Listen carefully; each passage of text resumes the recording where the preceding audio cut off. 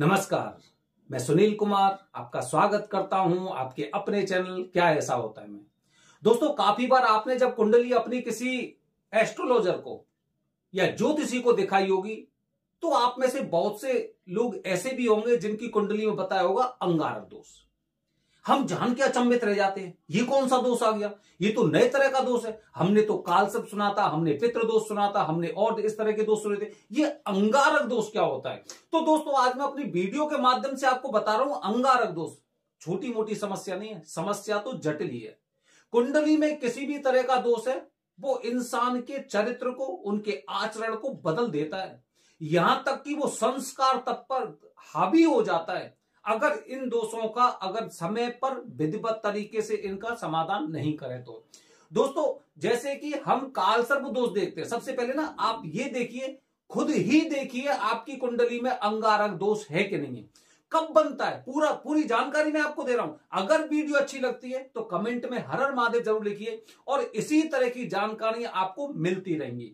अंगारक दोष क्या होता है? अंगारक दोष का मतलब दोस्तों ये हो गया, जैसे कुंडली के 12 भाव होते हैं, ये देखिए कुंडली, देखिए ये कुंडली के 12 भाव होते हैं और 12 भाव में किसी भी भाव में अगर राहु का संयोग मंगल से होता है या फिर केतु का संयोग मंगल से होता है तो ये अंगारक दोष बनता है। अच्छा, इसमें ये जरूरी नहीं है कि बच्चे की कुंडली में मंगल दोष है कि नहीं है, कोई आवश्यकता नहीं, कोई जरूरी नहीं, क्योंकि मैंने पिछली वीडियो में आपको बताया था, मेरी वीडियो देख सकते हैं, मैंने बताया मंगल दोष कुंडली में कब होता है। मंगल दोष देखिए, मैंने हर कुंडली में जहां पे मंगल दोष होता है ना, मंगल दोष का लिख रखा है, पूरा मंगल दोष का लिख रखा है। पहला भाव, चौथा भाव, 7वां, 8वां और 12वां, जब ये भाव होते हैं तो मांगलिक कहलाता है, इंसान को मांगलिक बोला जाता है। तो ये तो हो गए मांगलिक, लेकिन मंगल जरूरी नहीं कि इन्हीं भावों में होगा, वो दूसरे में भी हो सकता है, वो तीसरे में हो सकता है, वो 5वें में हो सकता है, 6वें में, 9वें में, 10वें, 11वें में, कहीं पे भी हो सकता है। तो मंगल कहीं पे हो, उसकी युति अगर राहु के साथ बन रही है या फिर उसकी युति केतु के साथ बन रही है तो इसे अंगारक दोष बोलते हैं।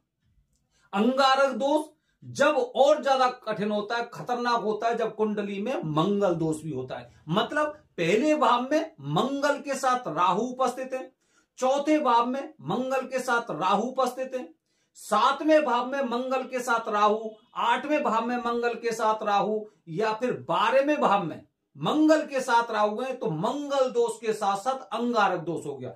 इसी तरह से चलो, राहु नहीं, कोई बात नहीं, केतु भी हो सकता है, पहले में केतु मंगल, चौथे में केतु मंगल, 7वें में केतु मंगल, 8वें में केतु मंगल या फिर 12वें भाव में केतु या मंगल की युति होती है, तो ये अंगारक दोष होती है। मंगल दोष प्लस अंगारक दोष, इस तरह से ये अंगारक दोष बनता है। अच्छा, इन भावों को छोड़ दिया जाए तो इसके अलावा जो भाव होते हैं, जैसे उदाहरण के लिए दूसरे भाव में मंगल और राहु अगर मौजूद है तो मंगल दोष तो नहीं है लेकिन अंगारक दोष है।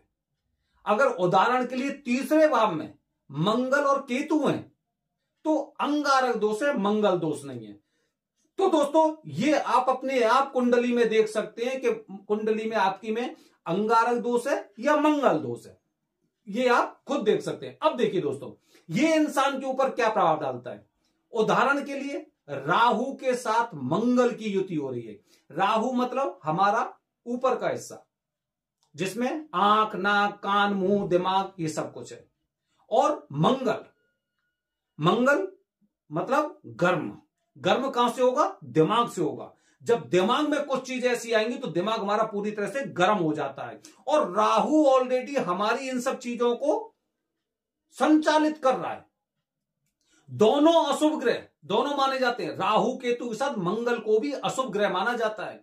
मंगल जिसका मजबूत होगा वो इंसान गुस्सैल प्रवृत्ति का होता है, उसे बहुत तेज गुस्सा आती है, आप मेष लग्न वाले लोगों को देखना, मेष राशि वाले लोगों को देखना, इनको गुस्सा बहुत ज्यादा आती है। तो जब दोनों अशुभ ग्रह एक खाने में मौजूद है, एक हाउस में मौजूद है, एक घर में मौजूद है, किसी में भी, तो तो ऐसी स्थिति में राहु होता है, राहु अपना आधिपत्य जमाने की कोशिश करता है, मतलब दिमाग को कंट्रोल करेगा। और मंगल होंगे, मंगल अपना अधिकार जमाने की कोशिश करेंगे। मंगल गर्म ग्रह और राहु को क्रूर ग्रह माना जाता है। मतलब दोनों में जब ऐसी युति बन रही है, ऐसी स्थिति हो रही है, तो दोनों अपना अपना आधिपत्य एक दूसरे के ऊपर जमाने की कोशिश करते हैं, जिसकी वजह से जातक बहुत ज्यादा परेशान रहता है। इतनी गुस्सा आती है कि वो इंसान अपने आप को ही बर्बाद कर लेता है, अपना सबसे पहले नुकसान करेगा। अपने घर के कांच वगैरह हो गए, टीवी हो गई, मोबाइल हो गए, फेंकने की आदत हो जाती है, तोड़ने फोड़ने की आदत हो जाती है, अपने घर में बर्तनों को फेंकने की आदत होती है। हर चीज को मतलब गुस्से में इतना कंट्रोल खो देते हैं कि सबसे ज्यादा नुकसान ही खुद करते हैं। ऐसे लोग दोस्तों, अगर इनका आचरण ठीक नहीं रहता है, अगर परिवार ने इनको संस्कार ठीक से नहीं सिखाए हैं, अगर ये अपने धर्म को पूरी तरह से नहीं मानते हैं, या फिर ऐसे लोगों के साथ रहते हैं जो पाठ पूजा की प्रवृत्ति से दूर रहते हैं, तो ऐसे लोग ही आगे चलकर आतंकवादी या बदमाश बनते हैं। क्योंकि ये अपनी मति में, इनका दिमाग इनके कंट्रोल में ही नहीं रहता, और कंट्रोल में नहीं रहता तो ये कुछ भी ना जो इनको सूझेगा, जो भी, अगर राहु इनके दिमाग को कंट्रोल कर रहा है, मंगल इनके दिमाग को कंट्रोल कर रहा है, किसी भी तरह से कंट्रोल कर रहा है, बस ये एक कहते ना मद में लीन होते ना, मद में लीन हो गए। जैसे कि कोई इंसान एक पूरी तरह से नशे में होता है, ऐसे मान के चलिए।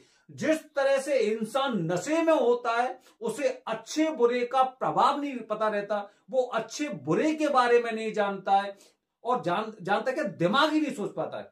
तो इस तरह से हालत ऐसे लोगों की हो जाती है। तो दोस्तों, अंगारक दोष का मतलब यह हो गया कि इंसान अपने दिमाग को ना कभी भी अपने कंट्रोल से बाहर हो सकता है, अजीबो गरीब तरह की हरकत कर सकता है। परिवार में बचपन से ही ऐसे लोग या तो मां से उल्टी बात करेंगे, या पिता के बारे में उल्टी सीधी बातें करेंगे, दिमाग इनका कंट्रोल से बाहर होता है। तो अंगारक दोष वाले लोगों को यह बात ध्यान रखनी चाहिए कि कुंडली में अगर उनकी में अंगारक दोष है, तो सबसे पहले उसका निवारण करवाइए, क्योंकि ये एक ऐसा दोष होता है जो आपको गलत रास्ते पर भी ले जा सकता है। पूजा की अगर मैं बात करूं, तो इसकी पूजा उज्जैन के अंगारेश्वर मंदिर में होती है। अंगारेश्वर मंदिर मतलब सबसे पहले का, जिसे स्वयंभू बोलते हैं, वहां पर उसे पहले मंगलनाथ बोलते थे। वो अंगारेश्वर मंदिर में पूरी पृथ्वी पर एकमात्र स्थान ऐसा है जहां पर अंगारक दोष की पूजा होती है। वो स्थान उज्जैन में महाकाल के मंदिर से मान के चलिए करीब 3 किलोमीटर की दूरी पर। तो दोस्तों, इस तरह से आप खुद अपनी कुंडली में अंगारक दोष देख सकते हैं। अंगारक दोष क्या होता है और आपकी प्रवृत्ति को वो किस तरह से कर सकता है, ये आप खुद देख सकते हैं। आने वाली वीडियो में दोस्तों मैं आपको बताने जा रहा हूं अंगारक दोष के बारे में कुछ और नई जानकारी, जो आपके दिमाग को हिला के रख देगी कि कौन से भाव में, 12 भावों में से कौन से भाव में अंगारक दोष सबसे ज्यादा खतरनाक रहता है। बने रहिए हमारे चैनल के साथ दोस्तों। हर हर महादेव, हरिओम।